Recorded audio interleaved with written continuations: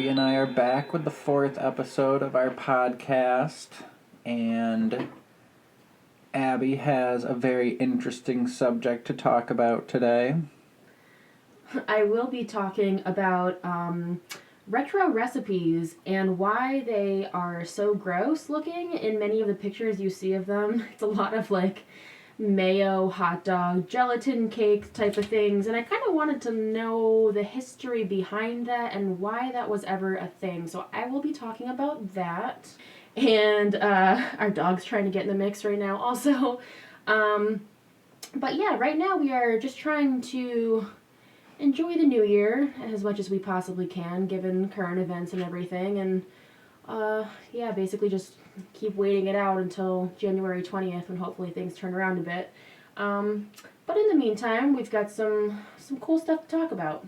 So recently I was on Facebook, and so in my free time I do a lot of baking. I make a lot of cakes and cupcakes. I do orders for people.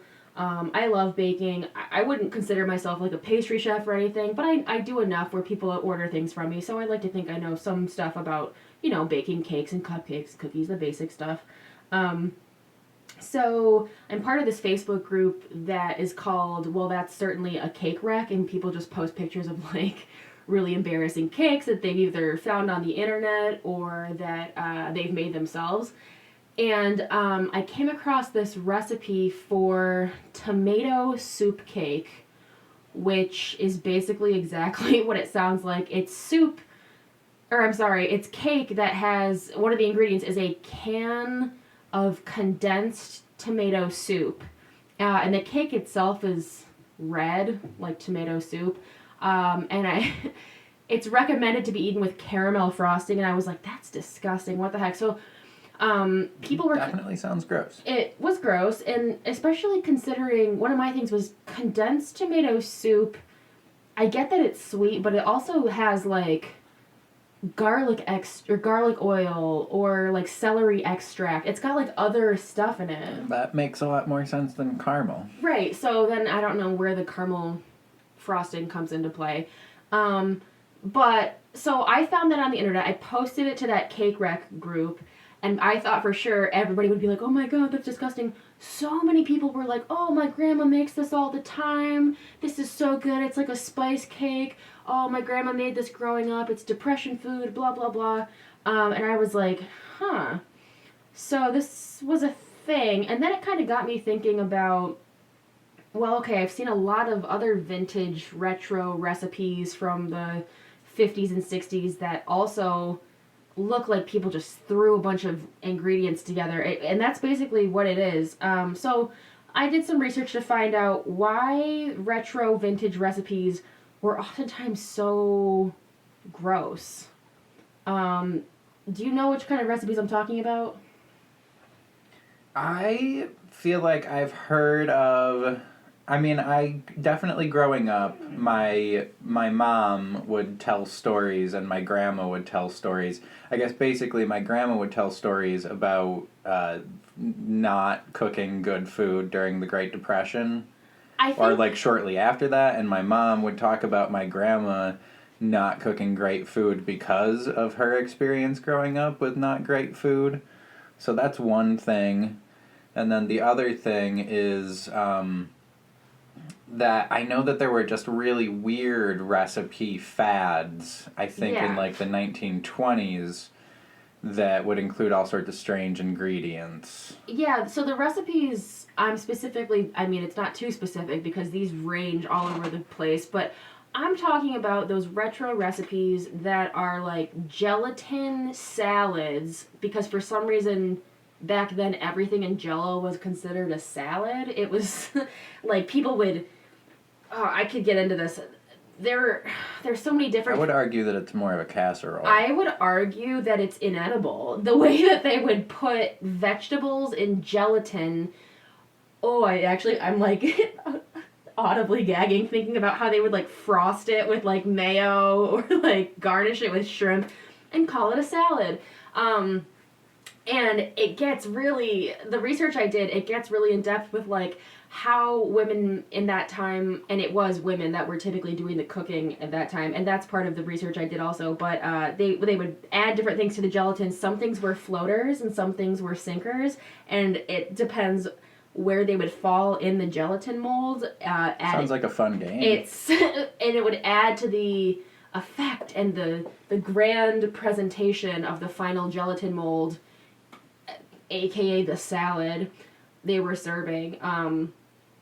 There was a lot of stuff, really gross stuff back then. So yeah, that's kind of what I wanted to learn about. So basically I did some research about why recipes in that time era, I'm talking like 40s, 50s, 60s, were so different, and just what was behind all of that, what thinking went into that. Well, there was a couple different factors, and I found some good information from Food and Drink magazine. The first thing was food variety during that time was much lower. So, we go to the store today, we've got avocados from Mexico, we've got, maybe 3, 4, 5, 6, 7 types of apples, especially in New York. We have a huge variety of, like, produce, fruit, vegetables. Back then, it was like, it was an accomplishment. I shouldn't say an accomplishment, but it was hard to find even apples and oranges. Those were not common ingredients. So there was less variety on the store shelves, and transporting food, like the produce, was not as affordable. Which brings me to the second point, affordability was different. Foods with low quality ingredients and a longer shelf life were really common. People didn't have as much money, it was the Depression, or they came out of the Depression. So they would buy a lot of shelf-stable foods that wouldn't go bad and wouldn't go to waste. Therefore, they were not wasting their money. So that's why in these recipes, a lot of canned fish or canned vegetables or mayo or jello or things that can be refrigerated that don't really go bad as quickly were incorporated into these recipes. And then that kind of brings me, speaking of mayo and jello, kind of brings me to my next point. Many of these recipes were marketing ploys. So during the 40s or 50s, many foods like mayo or jello were new to the food market. Oh. Yeah. So looking now, people put mayo on sandwiches, jello was used for like a dessert and stuff. Back then, these were newer foods or products that people, including the companies, didn't even quite really know what to do with. Huh. Yeah, so they were incorporated into all of these crazy recipes. The last point is a lot of cookbooks did not test their recipes at that time. So they would say, okay, we need to make some recipes with Miracle Whip. That Miracle Whip is our sponsor. Yeah, I don't know, actually. I feel like that might be a thing that still goes on. Well, it probably is, but I think recipe testing is more common now. People would make entire cookbooks back then where, like, they wouldn't test all the recipes. So they'd say, yeah, throw some peppers and onions and tomato in your jello, frost it with Miracle Whip, and that is your Sunday salad to go with your roast. I feel like, I think that they still say that nothing sells like cookbooks. So it would like slow you down if you were really testing to make sure. Or we've got some cookbooks that have some really strange things in them that obviously they did make it. There's photo proof, but that's probably the only time that that's actually been done. Yeah. Talking to you, Maddie Matheson, some of the strange things that's in your cookbooks. Yeah, his cookbooks are interesting because they range from like 5-star like leg of lamb and prime rib cooked in all these decadent ways to like fried bologna and American cheese. Like he's got a real range of recipes. We've tried a lot of his recipes though. They're pretty good for the most part. I'm not necessarily big on fried bologna, but so it's interesting. That makes sense. And some of these things that you've talked about, the products specifically, I think that they aren't doing like a bunch of really gross suggestions for recipes you could make with them on the back of them, but like I feel like still like mayonnaise cans might have, or mayonnaise jars might have like a little suggestion for like mix this with shredded cheese or something and make some sort of a weird dip or something like that. you know. Like Yeah. there's like I can't remember Stephen Wright joke about these products that don't have the like they aren't confident enough in themselves to just sell themselves, like Ritz crackers. They're always telling you like what other things you can add to them to actually make them more edible. Yeah. Well, I bought Rice Krispies recently and made Rice Krispie treats, and the recipe is like a super old recipe, probably since like the dawn of Rice Krispies. It's still on the back of the box, and actually that's what I made. But I made Rice Krispie treats, and it was nice having that as a reference right on the back of the box. But yeah, a lot of places or a lot of products do still. They take that off of the Rice Krispies, sales plummet Yeah. because people forget all about Rice Krispie treats. Well, it's the same with like Chex Mix and those kind of things. Like they have their staple snack recipes that are like always on the box. The other thing that was going on, back to this topic of the weird foods back then. So think of like, have you ever had Spam? Like, have you ever actually? Yeah, I feel like Tried when I it? was a little kid, I think that my little brother and I, like, we were like, we want to know what the Spam stuff is. And I Yeah. think that my mom was like, trust me, you're not going to like it. It's Right. like hot dogs in a can. Oh my God. And we were probably like, well, that doesn't sound bad at all. Hot dogs in a can What sounds part- great. Yeah, well, so actually, I had Spam maybe like a year ago. My friend is Japanese. Her husband is Japanese, and I went over to their house for ramen, and they actually put like fried Spam in the ramen, and it was really good. It kind of reminded me of like ham or bacon. It worked for that, and I guess that's a kind of a common thing. I'm totally open to it. Yeah. I mean, I think that when I had it as a child, it was like raw Spam. Ugh. Like the idea is that Spam is like a substitute for actually having a meat that you have to prepare or Right. something, and it's cheaper than cold cuts or whatever. It's like bologna. And bologna doesn't taste very good, but if you fry bologna, then it tastes pretty good. I haven't really Debatable. tried Spam in my adult life, but I would like to. Well, Spam kind of came around during World War II, and it was used to mass feed the troops for very cheap. And again, it was in a can, so it was it was shelf stable. So after the war, I don't know I don't know if Spam is its own company or if it's like under a different brand name or something. But the company that made Spam and all those other like really shelf stable things that were used to feed the troops made tons of money off the war because armies were literally feeding armies. So they had tons of money and they had a surplus of product basically. And they had no intention of slowing down their production of the product.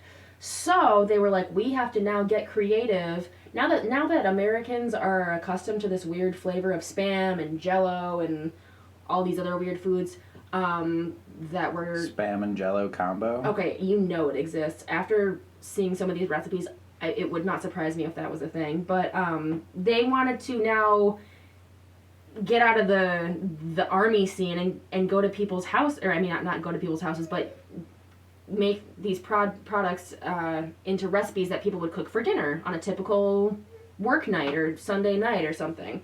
So they tried to get really creative with the recipes that they would come up with to make this Spam now new and exciting and served in a way that's, you know, a nice, exciting presentation that so people would keep buying it and keep using it to make their kind of daily meals. Also, on top of that, after the war, during the war, women started entering the workforce, as we probably know, and now more women were working, and they needed cheap and really easy, quickly prepared meals when they got home. They weren't home all day sitting down, you know, making a 12-hour pot roast or something. Rosie the Riveter needed Jello Spam. That's... Well, so basically women were like, okay, I still have to feed my family. What can I make now that I have this job? I come home, what can I make that's quick and easy and exciting? So companies like Heinz and Jello, and there's a company called Highliner, adapted to this reality now that women were in the workforce, and they wanted to make cheap, quick, and easy recipes that would appeal to the hardworking woman, basically. And in fact, I found out something really interesting. A lot of companies, like Betty Crocker, so Betty Crocker back then had and still does, I think, have cake mixes. You just add water. So at one point there were cake mixes where you could just add water. And so many women felt that by just adding water, they were not fulfilling their wifely duties of putting labor into their cooking and stuff for their families. So Betty Crocker, the company, actually put in the recipe, okay, you actually have to add an egg. And like by adding that egg into the recipe, women basically felt more satisfied that they were actually baking something and putting in the effort and the labor, so they didn't feel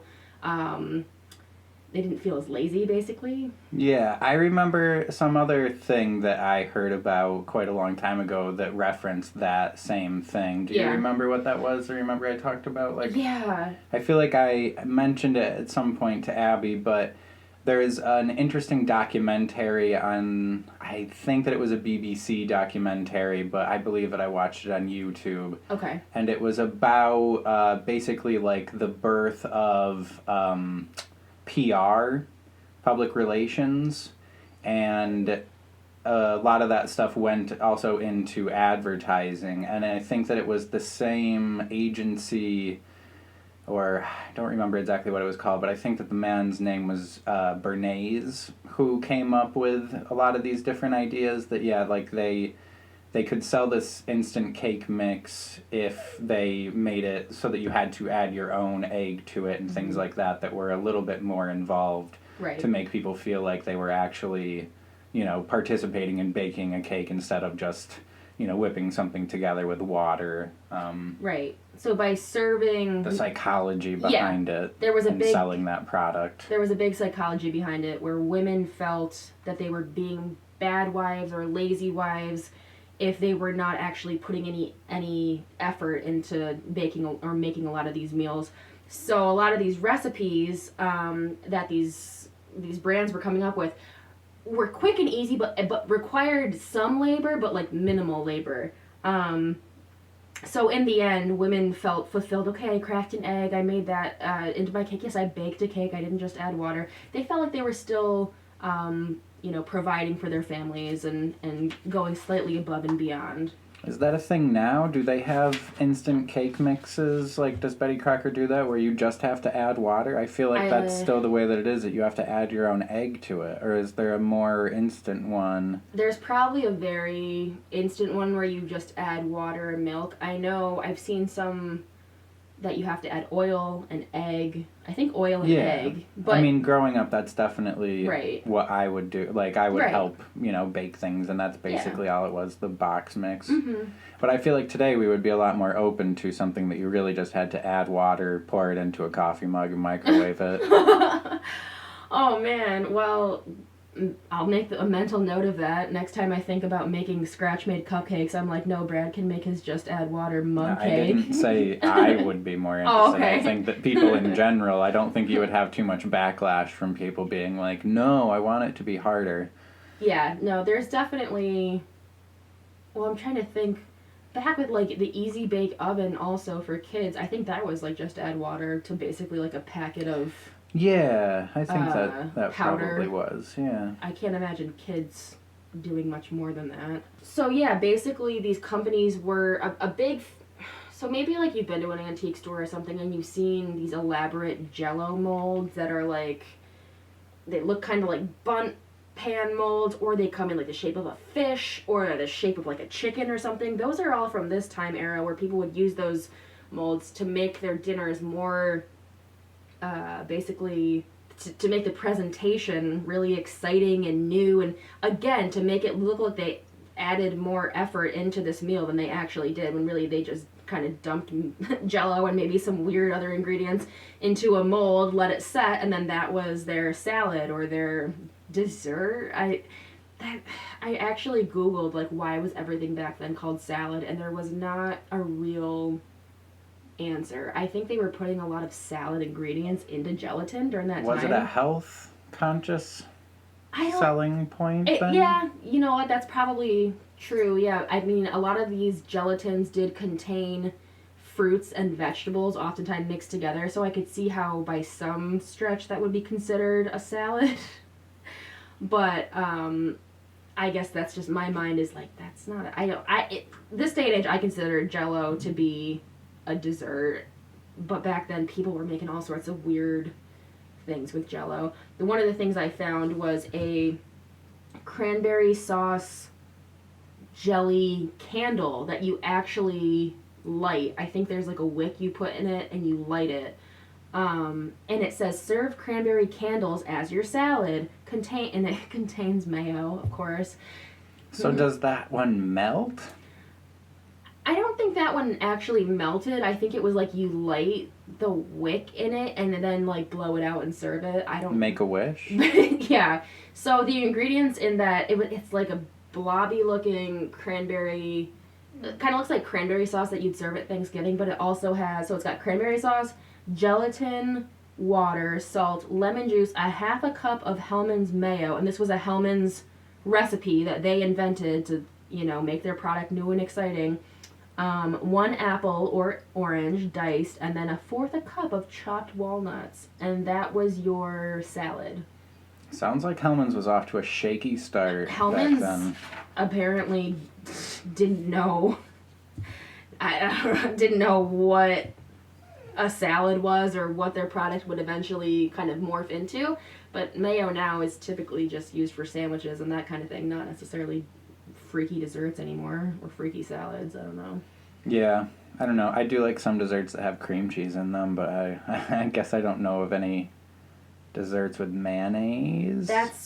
People would fold in the mayo or fold in the cream cheese to their gelatin, and it would make kind of like an opaque layer, and that was like a real showstopper.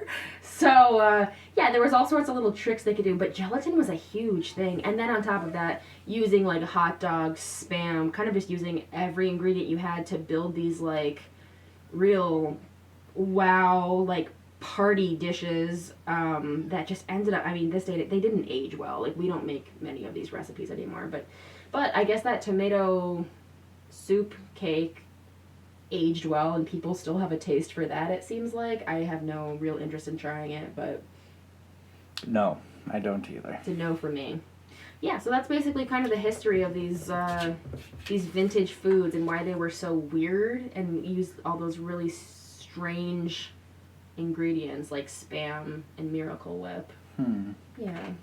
So that's more like definitely doing it because it was stuff that was available and affordable and stuff like that. And yeah, I feel like some of those recipes from earlier, like before the Great Depression, that I was thinking of so strangely, it was about like adding like really unnecessary and expensive sometimes things to the food and adding weird things just to the eating experience that were supposed to affect the way that different things tasted. Yeah. And like, I think that there were things about adding perfumes to different foods. And like suggesting that you feel a piece of velvet while you eat a certain kind of food, or yeah, you were telling me about that. Strange things that would add to the overall experience. The sensory experience, appeal to all the senses at once. So at least the way that I'm imagining this history, it was like we're getting really bored with just eating food, and so we're trying to make it stranger and stranger, and then all of a sudden the Great Depression, and you're like, oh, let me just try to make something that tastes halfway decent. Yeah. You know? Yeah, they were basically just trying to make the most out of what they had, which was the surplus of cheap, shelf-stable ingredients that they really just tried to present in these crazy, outlandish ways to make them exciting and make them seem like it took all day, but really, you just kind of set it and forget it, throw some cucumbers and cheese and some jelly, and that's dinner. You're listening to the Bad Food Podcast. So I know recently you've been listening to some audiobooks. From what I've gathered, hearing you walk around the house, it sounds like it's not always just podcasts. You've been kind of into some books too. Yeah, I was, well, like the time that we're recording this is a week into the new year. So this is the first week where most podcasts are like putting out new episodes again. Like that's a thing that always happens for most podcasts that I listen to. They kind of go into a hiatus at the very end of the year around the holidays. And so I still wished that I had some cool podcasts to listen to during that time. So I was kind of thinking about different things, and I've checked out a few different audiobooks, and there's at least one that I've gotten pretty well into listening to. I've gotten like 5 chapters into it, and it's pretty interesting. Is Monday Starts on Saturday by Arkady and Boris Strugatsky, who are 2 Russian brothers who wrote a bunch of different like science fiction novels. And I kind of knew about them because they wrote the original story to a movie that I really like. The movie is called Stalker. You should check it out if you're interested in kind of strange foreign films. It's technically a sci-fi movie, but it's a very slow-paced kind of, I would say that it's more of like a philosophy movie that has some science fiction stuff in it, but it's a really beautiful movie. There's some scenes in it that I feel like most people have probably seen like stills from. And I believe that I originally found that movie from like looking at IMDb's list of like top 50 greatest movies of all time. So it's a very... I have never seen the movie, but I know, kind of hearing bits and pieces of the book, it sounds really interesting from kind of just from what I've gathered, you know. It would be something I would like to actually read or listen to at some point. I don't do a lot. I mean, okay, so I work at a library in the children's department, so I end up reading a lot of children's books kind of by default. I don't actually do a lot of reading of books in my spare time, on my own time. If anything, I kind of read more articles and stuff. But this book sounds really interesting, and because Brad recommends it, it makes me that much more inclined to believe it's a good book and that it's something I'd be interested in. Yeah. Well, I would really like to find that the book, that I think that it's actually a couple short stories that are put together by the Strugatsky brothers that make up Stalker. And their book is called Roadside Picnic. And I can't find that in audio form, so I'm hoping that I can actually find the physical copy of it in the library system. And I'm not sure. You know, I think that as far as really seriously enjoying reading a book, it is much better to actually hold on to it and physically read it, because you can read at your own pace. And I definitely, especially when I'm out of reading for a while and I start reading a book again, I have to read a lot of the parts over and over again. Yeah, me too. Because, you know, that whole thing where you just read page after page and then you're like, what happened? You're just totally thinking about something else. Yeah, so listening to the audiobook is definitely just kind of a decision about how you spend your time. I can't...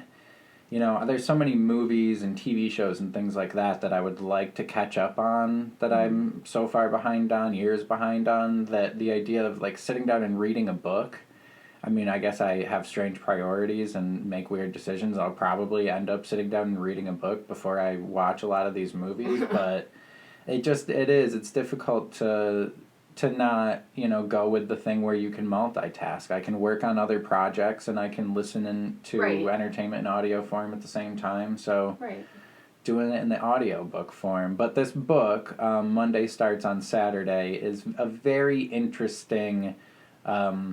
It's like part about magic and it's part just kind of a comedy about the inner workings of a really complex organization and the disorganization in the organization.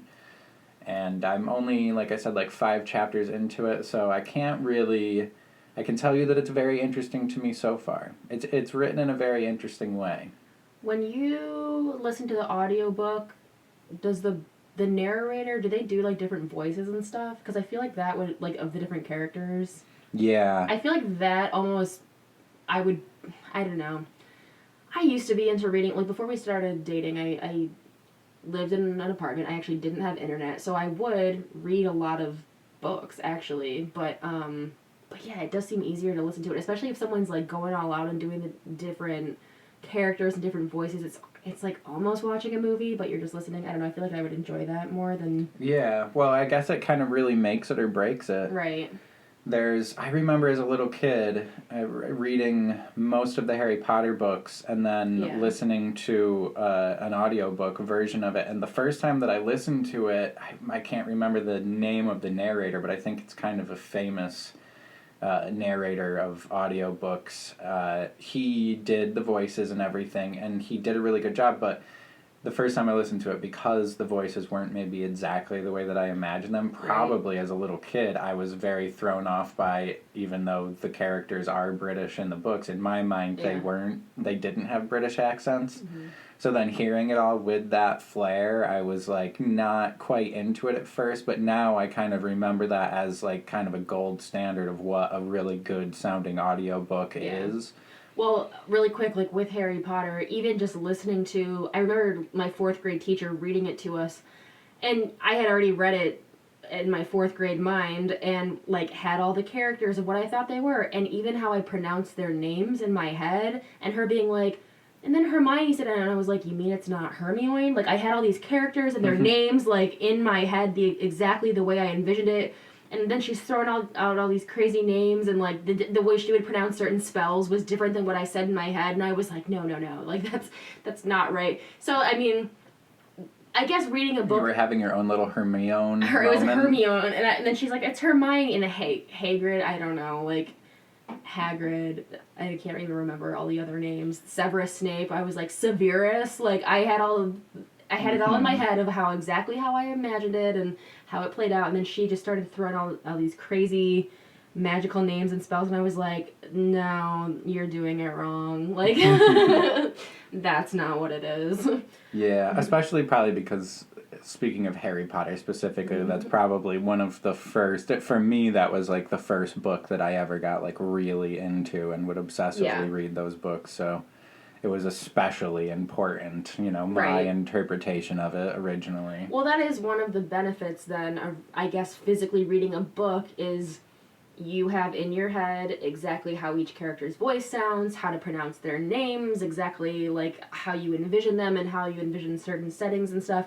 And then when somebody else does in an audiobook, does their interpretation of it, it can be like a little, I don't know, upsetting when it's different than what you originally had in your mind. I guess that only counts if you had read the book first and then you listen to it, but there's pros and cons, Well, so, and there are some parallels between Harry Potter and this Monday Starts Saturday book, and the preface to the book that I'm listening to actually did mention that.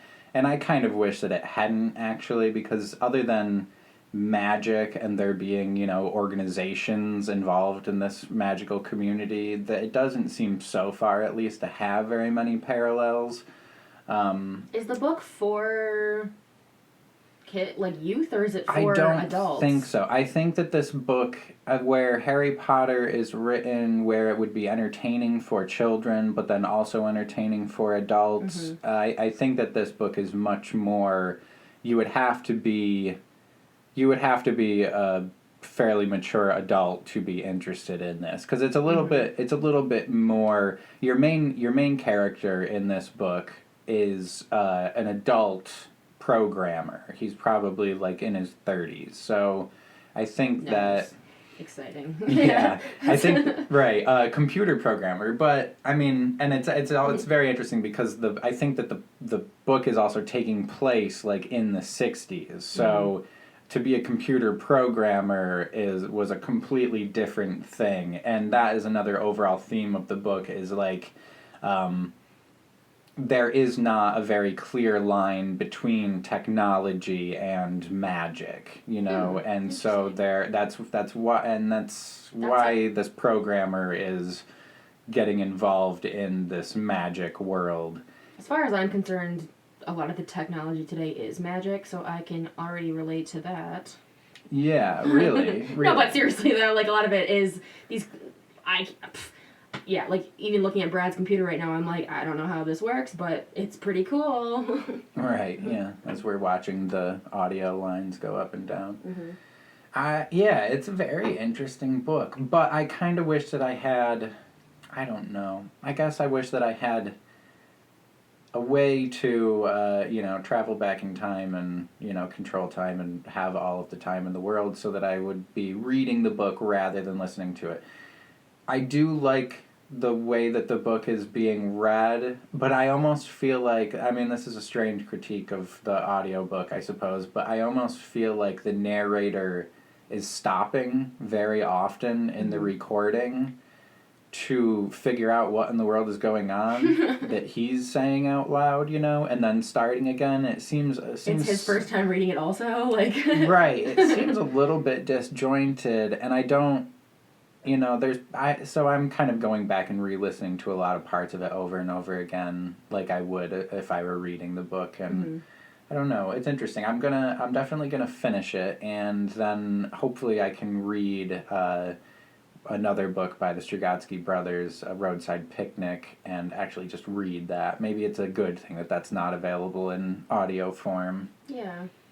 Well, keep us posted. That sounds... It actually, like... Yeah. That actually sounds very interesting. I think it's cool that there is a parallel between technology and magic, and that is something I feel like an adult might understand more than a child. They might not think much of what goes into modern day technology, but that's pretty cool. Yeah, there's some aspects to the book that I feel like if you... I don't know, maybe I'm underestimating children, but I feel like there's parts of it that would seem very interesting and exciting. Yeah. There's talking cats and fish and stuff like that, but they're all talking about kind of... Taxes. Or like the... Adult stuff. No, not taxes, but like the cat knows a little bit about everything, and it doesn't know the whole story of anything, so it's just constantly bringing up like really deep concepts or historical events and bringing up the very beginning of the story in great detail and then kind of losing track of what it's talking about. And there's just funny things like that I do really like. It probably would be a good book for teenagers, though, you know. Well, not dumb teenagers, but smart ones. I almost think of the book like The Hobbit, which...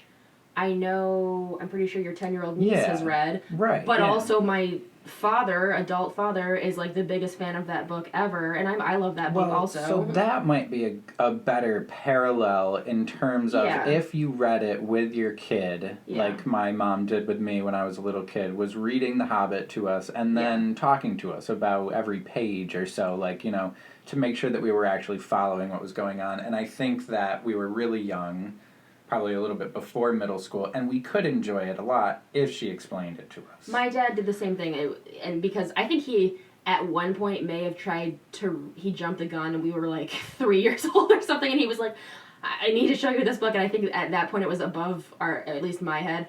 But then I do remember they did that later in life, where they did read it, and I had more of an understanding of it. And as a kid, maybe not understanding all the details of the book, like... You know, my dad was so obsessed with every detail of that and the history and Middle Earth and all of that crazy stuff. But as a kid, I was like, oh my God, it's like a little man going on an adventure. Like, it was exciting, and it was about an adventure. And as a kid, that's, you know, I was really into that kind of thing. So that book, The Hobbit, appeals to definitely adults and kids. Adults might be able to understand more of the book, but it's still a fun book for kids. Yeah. Well... I think that it's interesting that this book, it's both a little bit dreary seeming maybe because it is very like kind of old Russian stuff that is talked about a lot, but then on the other hand it kind of makes you feel like, oh wow, this is very colorful for, I guess, what our American, you know, stereotypical kind of impression of even Russian novelists in general. I like associate being suicidal with Russian novelists. So, you know, this is actually pretty upbeat and happy and fun. Right. So, yeah, I don't know much about other... And still very Russian. Even a lot of Russian... films can be, I mean, I don't mean to generalize, but I just think of, like, foreign films, Russian films being, like, dark and, like, cold, I guess, having, like, an icy feeling to them. Yeah, I don't associate it with a hell of a lot of fun. Right, but, right. You know, I wonder, though, I don't know that much about this book, so I don't know if there have been any film versions of it, or maybe as I get further along in the book, I'll see more things that I recognize from movies and stuff, because they do count this book as being a pretty big inspiration for a lot of people who wrote sci-fi books and maybe magical themed books afterwards. So. Well, I think I was telling you recently, because you had mentioned that part about the cat that knows almost everything. Or Yeah, what was it? or the cat that just doesn't. I think that to generalize it, you would say that the cat doesn't know the end of any story. I kind of paralleled that to, I'm a big fan of the show Adventure Time, which again is meant for kids but also has a lot of like adult humor in it. But there is a cat character in one episode that he like knows almost everything, and he calls the characters like instead of saying like Finn the human, I think he called him Frank the human, and the character was like, how did you know my name? And he's like, I know almost everything. And it's kind of that parallel. So it sounds like that may have been an inspiration in some, modern day things, perhaps. I don't know. It just kind of reminds me of that. But it sounds really interesting. Yeah, it sounds like that might have been inspired by it or something. Yeah, he knew almost everything. Well, yeah, so I've got that book, and then I've also got some other things that I plan on checking out in terms of, like, books and graphic novels and stuff. So in the future, I'll be able to talk a little bit more about that kind of thing. Yeah, and I have to say, just working in the children's department, so graphic novels, I was never really... I guess as a kid we had comics. We didn't really have as many graphic... Captain Underpants, that was kind of a thing when we were a kid. Is that a graphic novel, sort of? I don't know. I never read Captain Underpants. Well, but in general, a graphic novel is just considered like an adult comic book, and oftentimes it's not like a serial thing. Like it's actually a bigger, thicker book that's a full story. Yeah. And sometimes they're released serially, and then, the graphic novel is printed with all of them put together. But it's generally, it's always joked about with, in the comic book community that it's like, oh yeah, that's what you call comic books when you're a grown-up. It's... Yeah. Well, I have to say, working at the library, so graphic novels for kids are huge, and it's kind of a way to trick kids into reading, basically. So parents oftentimes love them. They're like, yeah, they're looking at pictures, but they're also reading. But we do also have at the library a graphic novel section for young adults, which is cool, and an adult graphic novel section. And but they're not comic books, but very similar, I guess, is kind of what I've gathered. Because people will come in and say, like, where's your comic books? I'm like, well, we have graphic novels. We don't necessarily have comic books. That might, in that situation, that might actually just refer to that you don't have them in, issue 1, issue 2, and it's just a little paperback, flimsy kind of a thing. Right. More of a magazine type of thing almost, but yeah. Because a lot of the more famous graphic novels, some of them are actually even technically superhero comic book themed, but they're not, like The Watchmen. The Watchmen really is not... I think that would bore children very much to read The Watchmen. It's a very, like, philosophical and adult-themed comic book. Yeah, well, yeah, definitely. And obviously, we do get a lot of adults that come in and looking for that section and looking for comic books and stuff also.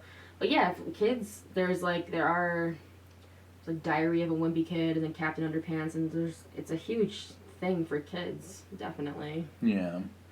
Yeah, as a kid, I definitely read some comic books, like superhero comic books, which even a lot of those, pushed kind of more edgy themes, I think, just like any other, a piece of media that is kind of going towards kids growing up into teenage years. I think that's a lot of superhero years for people, so... I remember even as a little kid reading some Spiderman comic books where I'd be kind of like, oh, damn, maybe I don't want to tell my mom exactly what's going on right now with Peter Parker. He's changing. Which is so funny because you just think of, I don't know, Spider-Man as being a little bit more of a, well, it definitely did not, I was going to say vanilla, but that's not true at all. As a Spider-Man lover, what do they call him? Oh, man, what does Stan Lee call him? Spiderhead? I don't know. Is there a term for it? Oh, no. That is so bad that I can't. An 8-legged fan. Just kidding. That's terrible. Damn, what does he call them? Maniacs? What do you... Is it something with the word web? Webheads? It's probably webheads. I don't know why that sounds... I think that there's a lot of different terms that have been brought up, but there's one that Stan Lee, in the Stan Lee voice, always said, maybe Abby's going to look it up right now. I don't know. But, Yeah, there was definitely, I think that they tried to push it so that you would keep kids interested, but I fell out of it.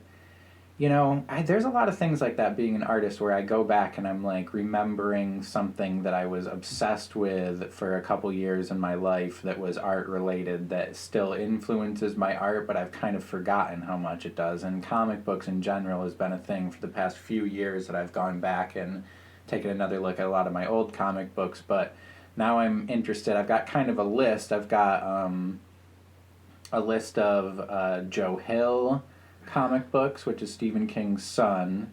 I've got... On a side, just really quick. She's got the answer. Some people, this is from comicvine.com, somebody said, does Spider-Man fandom have a name? Some people are saying webheads, some are saying web warriors, and somebody else said spider fans. Spidey fans. Maybe it was like Spidey fans or something like that. Yeah. I feel like I can imagine Stanley guessed. saying webheads too. Yeah. Yeah, I don't know. Somebody should write in and tell us. Yeah, but let us also know. somebody should write in and give me suggestions of some other graphic novels that are interesting. I know of some of them, but I don't know what is actually good. I'm interested in checking out like these Joe Hill comic books that are Stephen King's son. Oh, yeah. That seems really cool. I've got one called Sweet Tooth that was suggested to me that I can't even really remember why somebody suggested that one to me, but it looks interesting. I haven't checked it out yet. But if there's any other things like that that people are interested in and passionate about, maybe something that Shia LaBeouf ripped off and turned into a movie at some point that was actually cool. I don't know. Also, what's going on with Shia LaBeouf? Isn't he like... I don't know. I think he's having a rough time. I don't know. I don't know at all, but I would say that it's probably a safe thing to say that Shia LaBeouf is probably having a rough time. Yeah. I don't know. Maybe not. We'll just assume yes. Maybe somebody like Shia LaBeouf is great at coping with negative press. Shia LaBeouf, write in and let us know how you're doing. Yeah. There you go. What extracurricular activities do you have going on, Abby? Do you have you did a lot of baking around Christmas. You were busy for the holidays making things for friends. You've got Valentine's Day coming up. What kind of creations are you making for Valentine's Day? I want to keep it kind of simple and just focus on cupcakes. I found I really genuinely enjoy making cupcakes, but to spruce them up a little bit, I might do some chocolate-covered strawberries, that kind of typical Valentine's Day stuff. The other day was Brad and I's anniversary, and I messed around and made a chocolate mousse bomb, which is like two chocolate... If you know what a hot cocoa bomb is, a hot cocoa bomb is like two half spheres kind of molded together with hot cocoa mix inside, and then you put it in a mug and you pour milk over it and it melts and it makes hot cocoa. Did you invent that, or was that something you saw online? Yes, it was a huge thing online in 2020. And the chocolate mousse version of it? Oh, I'm sorry. No, the hot cocoa bombs. The chocolate mousse thing, I've seen chocolate mousse domes before. I did not invent that. There's recipes for it. Oh, but I thought know, maybe you would have the opportunity to name it. No. And I was going to say you should name it Moose Deuce. Yeah, that's what you called this morning. I think Brad put an extra one in his coffee and called it like a moose bomb or something. A moose dropping? A moose dropping. But yeah, it's basically like a chocolate sphere that I put chocolate mousse on the inside, kind of melded it together, added some whipped cream and some strawberry sauce, and tried to make it semi-fancy for, just still making it at home. But yeah, Brad put it in his coffee, and I think he said it was kind of like a mocha. It was good. Yeah, it was really good. Yeah. I never had one of the actual hot cocoa bombs, but I also can't imagine myself drinking an entire cup of hot cocoa. So right. That was close. That was chocolatey. I did coffee. have one, and I actually I'm not a huge fan of milk, so I did put one in my coffee that a coworker made for me, and it was very sweet. Like, I wouldn't do it again, but it was like a nice mocha kind of thing. I've had so many people look at me sideways for doing things like that with my coffee, or like putting vanilla ice cream in my coffee. I think that's delicious. Yeah. People are like, why would you put ice cream in coffee? If you put gelato in espresso, or pour espresso That sounds on really gelato. good. That's called an affogato. It's an Affogato. affogato. We used to make those at one of the bakeries I worked at. But it was a I want an affogato salad. Pour that in some gelatin, make it opaque, and call it Sunday supper. That's affogato. I mean, that is a thing. I think it's like an Italian dessert or something. But Brad So if definitely. you put somebody's stapler in a jello mold, is that staple salad? It's staple salad, Stapler and salad? it is the staple of any Sunday supper. Okay. Okay, but what was I gonna say? So, Brad. Oh yeah, back to the coffee thing real quick. Brad does put a lot of, like, if we have extra whipped cream that I made, or like fudge or something. Fancy. I like to make it fancy if I can. Plop it in his coffee, and a lot of people in my family are like drink it straight black coffee people, but I can't. I mean, I can if I have to. Right. I do really love the flavor of coffee.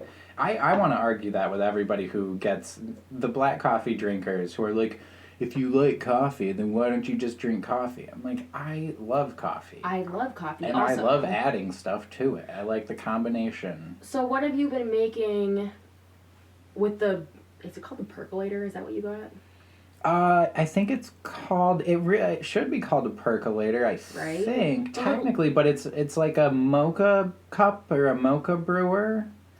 I think that's technically the term for it, is like a little mocha brewer. It's like the 2-tiered metal brewer thing that you heat up water in it and you can make espresso. And I got one on Amazon that was like $5, and it's literally like 3 inches tall. It makes 2 like good cups of espresso, little It's espresso really good cups. espresso, honestly. I think it tastes really good. Yeah, I watched some videos about how to optimize like getting actually good coffee to come out of that cheap little thing, and Well, it's I learned very- a couple little tricks about it, and I feel like it does make a really good espresso. And I have not had a ton of espresso in my life. That's not Barista usually what brand. I order, but So it makes a very smooth... I've had much worse espresso than what I'm making. So At the end of the day, just plop some... I'll make you a pudding bomb, and you can put it in your espresso and just be done with it. all right, the pudding bombs themselves are bigger than. That's true, yeah. The espresso we drink in these tiny little cups, they're really cute little cups, but it's like an inch of espresso, you know? And that's the other important thing about it. I feel like having it in a little cup is Yeah. really what makes it taste the best. That was a Christmas gift for Brad, were the little tiny espresso mugs, because watching him drink like a centimeter of liquid out of like a huge mug, I was like, oh. You know, like... Yeah, it takes away the classy factor of it, and that's I think half the fun, I think it with does your also- espresso. You don't feel like an Italian I if think you're it- drinking out of a Cleveland Browns mug. I think it also makes it cools the liquid down quicker when it's in a bigger mug. So I mean, Yeah. from an actual like quality surface standpoint, area. I think it does help to have a little mug. It kind of insulates it more, Right. you know. I think so. It is a very enjoyable thing. I love doing that. And Mhm. actually, what was it? A couple days ago, Abby and I were going to record the podcast, and then we saw what was going on in the news and didn't feel like recording the podcast anymore. But I had a nice lunch, and then I had my espresso shot, and I was like, okay, am I ready to record the podcast, or am I ready to have my siesta and go to bed right now and have a little nap? But it's nice. For quite a while there, I was only drinking like half a cup of coffee because it's rough on my stomach. But an espresso, I'm not saying that it's a ton better, but it's definitely, it's less coffee. So to, have a cup of that at 1 o'clock, 2 o'clock in the afternoon, it gives me a little bit more energy. A little buzz. Hey, I've been sleeping terribly though, so... Hey, fun fact. Yeah, I don't know. I enjoy it very much, but maybe, I don't know. It can't possibly be to the espresso you drink at night. That has nothing to do with So many it. little things that I enjoy, having some drinks or eating food that just does not agree with my stomach that You know, Brad does I'm have... 30 years old. I think that I probably am going to just keep on doing it until I'm 32 and I have to completely go vegan and gluten-free. Well, hey, if you go vegan, you can still eat the pounds of sauerkraut and kimchi that you're eating now. I mean, you don't necessarily have to cut that out. I will, and I'll use that as the excuse. I'll be like, see, went vegan, still feel like crap, so... Brad eats a lot of fermented Don't tell anybody foods. how much rotten cabbage I consume. That has nothing to do with it. Just don't even worry about it. I don't know. In some ways, actually, recently, I feel like the stomach problems have been better. I don't know, though. And I've been trying to actually think about, like, what I've been doing differently diet-wise, or if I just... So much of that stuff really is tied to your brain. I can speak for myself, certainly. Like, dietary things are so connected to my brain and my mood that it almost makes it hard for me to 100% buy into the nutritional parts of what affects your stomach and your overall feeling from the food that you consume, because also my overall brain has a major effect on my stomach. So I agree with you. It's all just very complicated. Having anxiety and stress can definitely add to stomach upset and digestive issues and whatnot. But for me, like, if I were to drink a glass of milk, see you later, bye. Like, that would not work out well for me. But for me, like, anxiety and stuff definitely, if anything, like, when you have, like, a nervous stomach, like, sometimes you have to go to the bathroom. But I think there's many different factors that come into it. Diet, I believe, has a factor in that, and I do believe that, like, stress, anxiety, and your mental health could definitely play a part in that too. Yeah, unfortunately, I feel very confident that it all plays into it, Yeah. Just makes it that much harder to actually figure out how to find the right balance of different things to make you feel good and productive.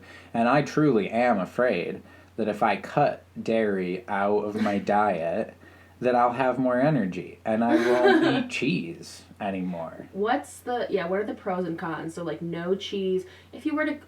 I don't even need to know No what the whipped pros cream, are. no As long as I know that whipped the con is no cheese. No moose I don't- bombs, or whatever they're called. Oh my god. Cheese would really be the main thing. Although if I could, I wish that there was a pill or something. There probably actually is a pill that helps with lactose tolerance. There is. So that you can eat ice cream. Yeah, that's what lactose tolerant people take, it's like a... There is an actual... Yes. Does it actually work? I don't know, I don't take it, but... Well, why don't we have that as our appetizer before every meal? Yeah, we eat a lot. I wouldn't say we have, like... Tonight is shrimp Alfredo, and the appetizer is... milk, just a glass of buttered warm rolls milk. and whatever that pill is that helps you be able to digest dairy.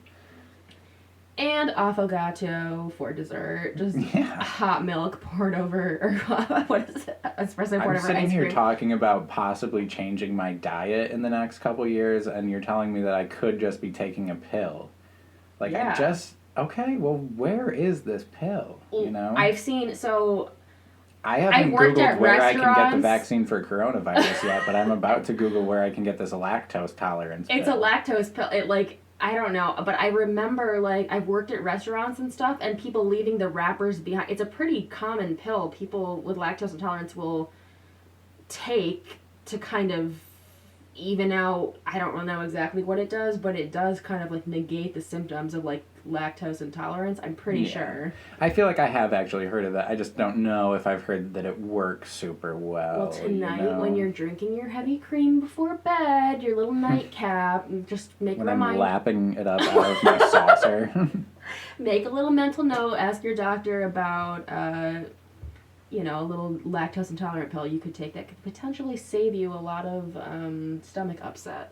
Well, to be able to eat ice cream would be awesome. Yeah. I don't eat a lot of ice cream. I guess in the Like summer... once every couple months, I think about Yeah. I would like to get an ice cream making machine. Yeah. And then I go, but I can't eat ice cream at all. So Right. I know. I do, like, on pasta and stuff. I bet you do, if I look what- up one of those ice cream makers on Amazon right now, it will say frequently bought together, and it'll be a pill of lactose. Lactate, isn't that like...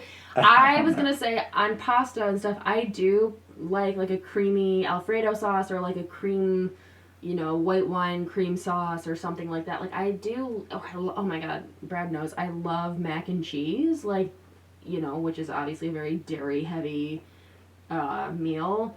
I love stuff like that. And is it good for me? No, but Well, you could do it with soy and cauliflower. I refuse to ever... Yeah, almond milk and gerbil food. Okay, that's not true. Like, listen, I know...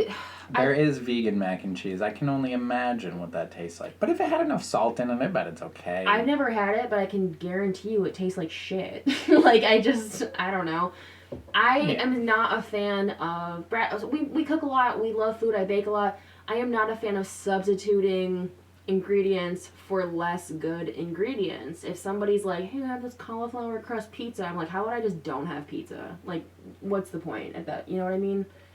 I don't know. Yeah, it's a gamble. It's not worth it. And I'm not trying to diss anybody that does that. Like, props to you if you can do that, and in your mind you're like, it's pizza. I'm like, no, it's just not as good as in my mind, the whole time I'm eating it, I'm like, I want real pizza. I want crust. I want those ingredients. I don't know. But at the same time... So we watched a video the other day, a YouTube video about 3D printing meat. Oh, yeah.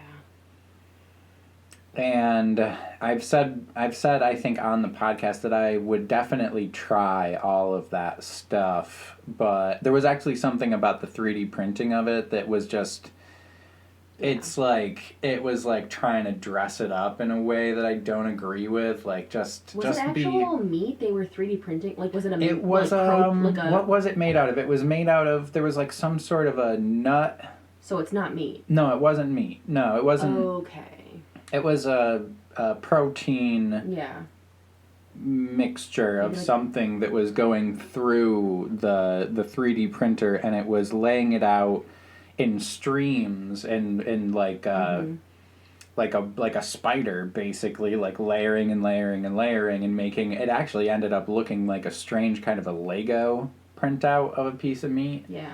And I don't need that. I don't need it to be faked up. And even there's a mentality about it, I feel like in some, closed-minded people that would be like, well, it's not meat. And so I don't even want to pretend that it's meat, like it's a meat substitute. But if it can fulfill you in a similar way that meat does, then that is the goal that we should achieve, as far as having less of the factory farming and all of this. Like, both of Brad and I, like, we love meat. We love steak. We love making, we love pork, whatever, like, in our ramen and pot. Like, the list goes on. We love cooking with meat. But for me, that is always in the back of my mind. Like, for one, I don't know if when I don't have meat, I definitely feel like I'm lacking that protein. My body feels it. But at the same time, I do have that factory farming thing in my mind that's like, that for me is like a huge factor, but I still can't give up meat. I know that sounds really selfish, but like, I don't know. We try, like, when there's farmers markets and stuff, I will try to get like the farmed local produce and meat and stuff like that. And that's a tough one for me. Yeah. Abby and I should really just speak for myself here, but like, as us together and as a couple living in this house and stuff, like, we try to be productive and we try to accomplish a lot of things, and to me it seems overwhelming to even think about some of these different things, like even exercising and working out, like, it's like you gotta fool yourself into finding a way to do that. So in general, I guess, it really is like if I was more in control of myself, like, actually, being that kind of thing, it's just not really one of my hobbies, you know? Like, I've got things worked out Being where active? I don't, well, no, I'm joking. I don't have a super unhealthy lifestyle, but it isn't, No, you know, I don't wake up and, like, you know, try to think about, you know, I don't count calories, you know, things like that. It isn't. You're also not a a large hobby of person, mine. and you're Yeah. also not a lazy person. So like, you're a very active, productive person, and we eat a lot of unhealthy food.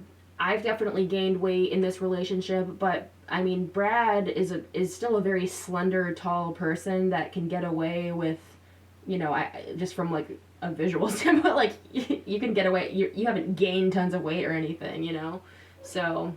Well, I have gained some weight. It just, yeah, I don't know. It just isn't. It's, I am the type of person that I am going to need that to be made very easy for me to transition. Yeah. Mm-hmm. I am resistant to it really truly because of laziness. I rationally do not think that it's a good thing the way that we have this whole system set up to provide and waste so much. Right. For us, and we you know, try have here, stock shelves in the grocery stores, and we try not to just waste food. Like we really try, if we have leftover food and stuff, like we try to make it into something else and stretch it and whatever, and like we try not to be wasteful. And in terms of like exercise and stuff, getting a dog, I feel like has helped with that in some aspects. Yeah. You know, we're more apt to like go hike on a trail or like go for a walk or run around in the backyard or that kind of thing. You know. Yeah, having the extra motivation of the dog for the exercise thing, right. But then also we're not, you know, I was thinking the other day, like, if I had an exercise bike with a video game screen connected to it, right. I would totally ride the shit out of that thing. I would get tons of exercise in during quarantine and the dreary winter here. But see, I'm thinking about I need the video game aspect of it to be right there in front of me. Well, they do have like exercise equipment that has a TV screen and stuff. Oh, I know. Obviously. I've looked it up. Oh yeah. For me, and Look for the Amazon package coming soon. I've had gym memberships and whatnot, and for me that was still not enough to like keep that gym membership. I'm like, yes, it makes it easier when you're watching like trashy TV and doing the elliptical or whatever, and you're somewhat distracted. But at the end of the day, I don't like working out. And if I can fool myself into doing it, like, okay, with some friends, we're going to go on a hike and we're going to go like kayaking or something, like maybe I could get more into it, or walking the dog even or whatever. But like if someone's like, go run on the treadmill, I'm like, no, that sounds awful. Yeah. I don't know. I mean, I can certainly get myself to do a lot of things if I wouldn't have otherwise by like...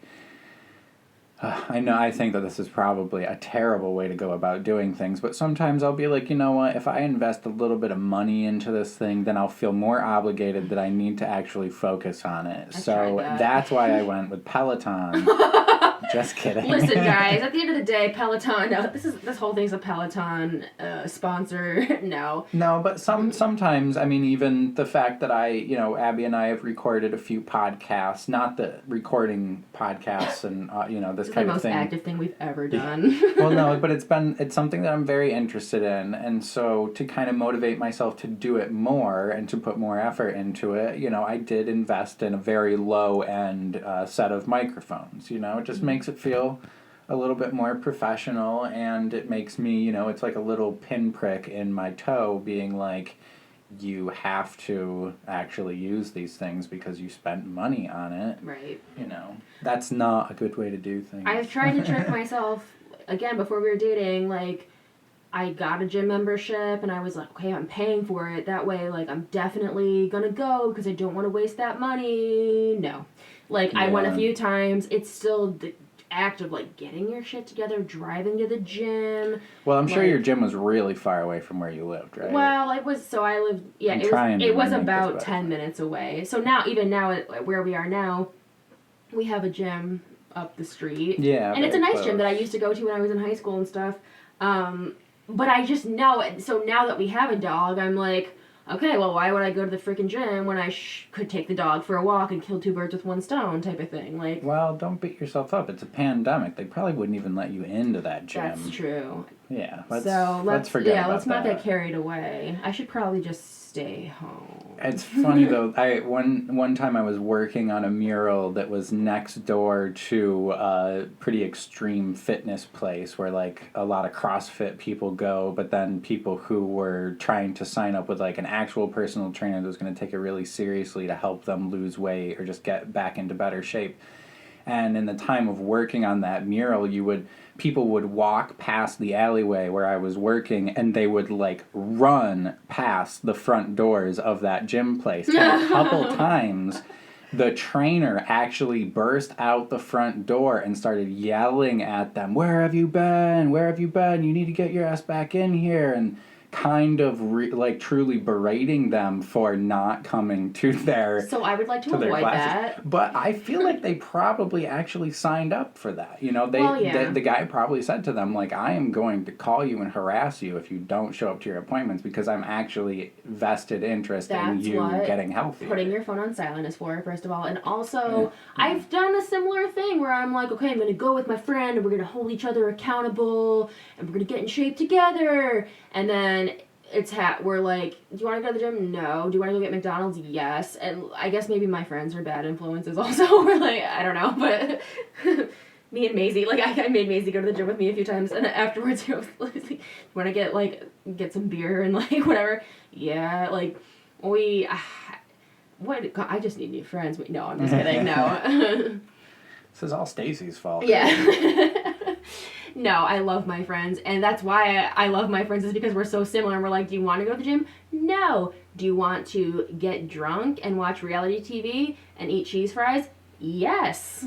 Actually. Watch Intervention. Watch Intervention? Yeah. Get drunk and watch Intervention? Why, yes, I would and like to. avoid eye contact in mirrors afterwards.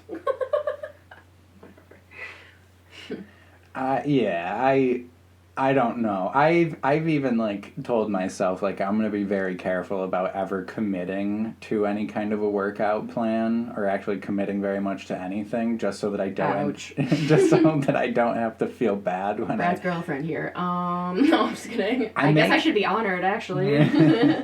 I make resolutions, but I don't really make resolutions on the new year because I was joking with my friend Megan. For that, she was like, "New year, new me," like joking around. I'm like, "Yeah, what are we trying to kid? Like, we're all just the same pieces of shit we've always been." Like, yeah, it's no. difficult. On a real note, though, it would be great to start a new year with like a new mentality because last year was just pretty much garbage. But yeah, we'll see.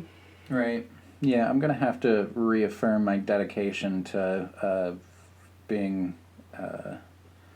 Productive multiple times throughout the year already. I know this, so it's really hard, especially right now during winter when seasonal depression is real and it's just dark and gloomy out, and then you can't really go what are you supposed to do? Go to the bar? No, like you can't do anything. It's hard to be productive when everything around you is telling you not to be, basically. Yeah.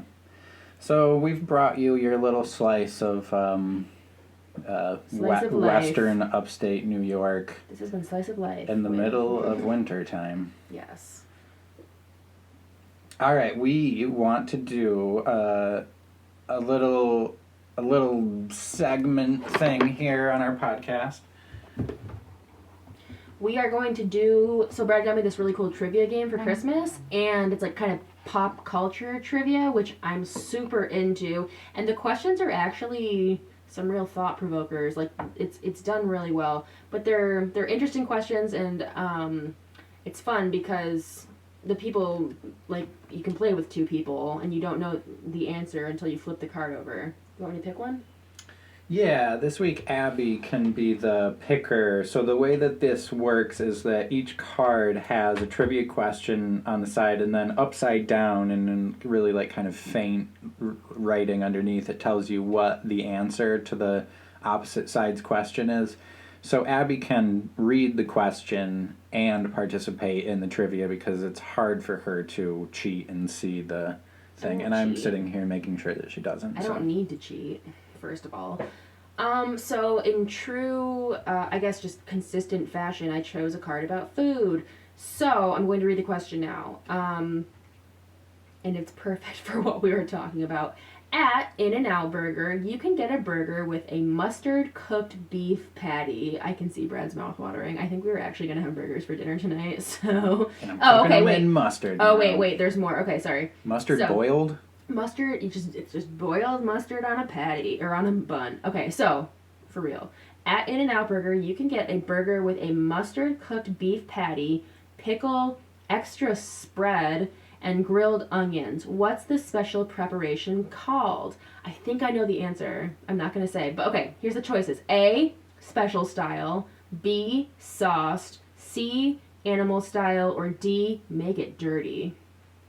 And I just want to say, living here in upstate New York, we do not have an In-N-Out Burger near us. But we've watched a lot of YouTube videos about In-N-Out Burger. We literally only watch In-N-Out Burger YouTube videos. No, I'm just kidding. But- So, animal style I've heard of. That's the only Okay. one that really rings a bell, something that I've heard of, but I don't feel like that preparation you described is what I thought animal style was. So I'm going to say D. Let me see. D was dirty. Make it dirty. Make it dirty. I'm going to say D.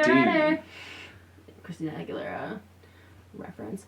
I actually am going to go with C, animal style. That was my first thought. So the correct answer for those playing at home is C, animal style. Damn. And like I said, we don't have an In-N-Out Burger around where we live, so this was a real guess. But I've heard friends from like kind of around the country or whatever reference animal style and tell me how good it is, and now I really want that. So again, it was a mustard cooked beef patty.